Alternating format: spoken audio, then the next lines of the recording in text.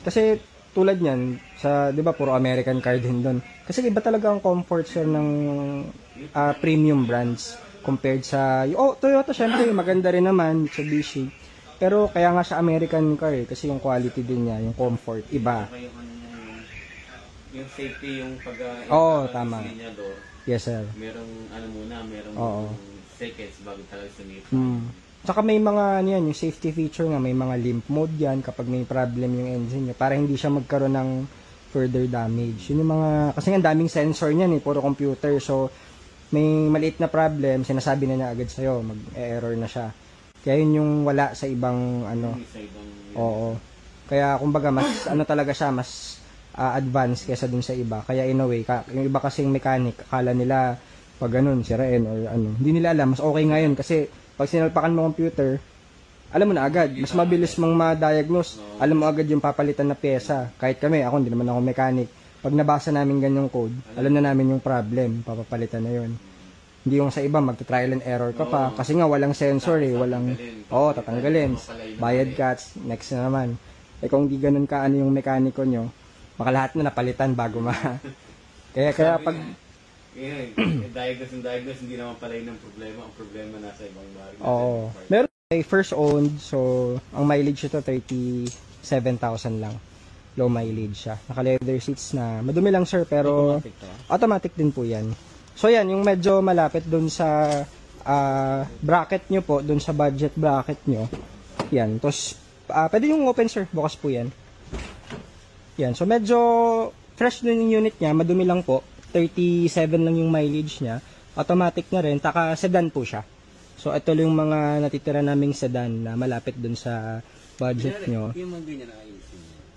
Seat cover lang to sir. Seat cover lang. Opo. So, ano yan natatanggal? Pwede pong tanggalin kung gusto nyo. Pwede nyo ring i-assist po yan na ganyan. Ito po yung original niya. Ayan. So malinis naman siya. Seat cover lang siya. Pwede po tanggalin yan.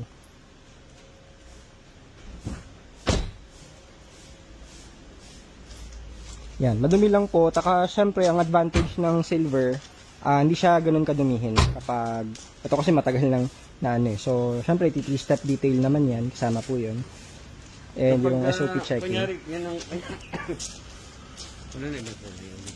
Kasi alam nyo naman dito, kotse inayos namin. Sa papel, wala nang kaisipin dyan. Kasi, kung may something dyan, may peke or hindi nyo mapatransfer, may problema sa LTO, money back, so di namin yung full amount nyo. Kaya dito, wala kang isipin. Wala kang isipin dyan. Kaya kanina, di ba, hindi nyo na nga chinek yung papers Alam nyo naman yung transaction natin dito. Kaya, pero ayan, for transparency, pakita na rin namin sa inyo. At least, na-explain ko sa inyo yung papers.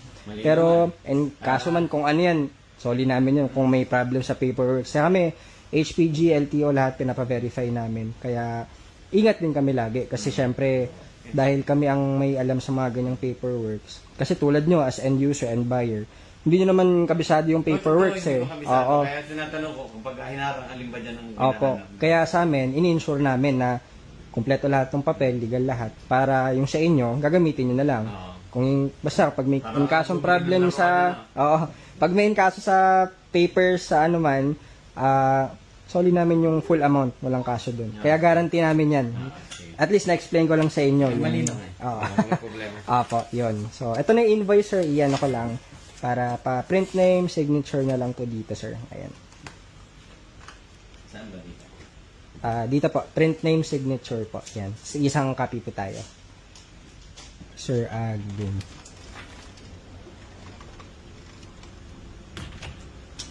So, ito guys, ito na yung na-reserve ni Sir Alvin na 2015 Ford Fiesta sedan. Actually, nandito lang ito, naka-park lang dito. From Dammam si Sir, shout out sa mga taga Dammam, Saudi. So, ito yung automatic natin na sedan. Ito yung low mileage, 37,000 yung tinakbo. Napa-repaint na to, and ang next natin dito yung mga SOP, yung cooling system, pati yung mga transmission, and yun, mga gulong, check natin. Syempre yung battery, medyo madubi lang to kasi hindi namin nalalabas, nandito siya sa dulo So, sold na to guys, 2015 na Ford Fiesta na sedan. Ito naman naka-pogi, madumi lang. So, taga ano din sila sir dito, from Nueva Ecija pa. So, babiyahe sila. Galing pa si sir doon actually. Galing siyang Nueva Ecija kanina. So, pag alis ulit niya sir, papuntang Damam, iwan niya na to sa wife niya. So, in kaso man doon sa mga maintenance and everything, hindi na problema si sir. Kasi dito lang niya dadalhin. Dito lang dadalhin ni ma'am para hindi na siya mag-isip, magka-problem doon sa mga ibang mga talyer, mga shop. Kaya, syempre, dahil GTA yan, alagaan natin yung unit nila ma'am, nila sir. So, thank you po. Maraming salamat sa tiwala. At, full payment na agad niya sir. At, yun. Para daw sa may magamit sila dito sa Pilipinas. So yun po, maraming salamat sir and ma'am, Sir Alvin. Shout out din ulit sa mga taga Damam, Saudi Arabia. So sold na. Salamat po, GTA Cars.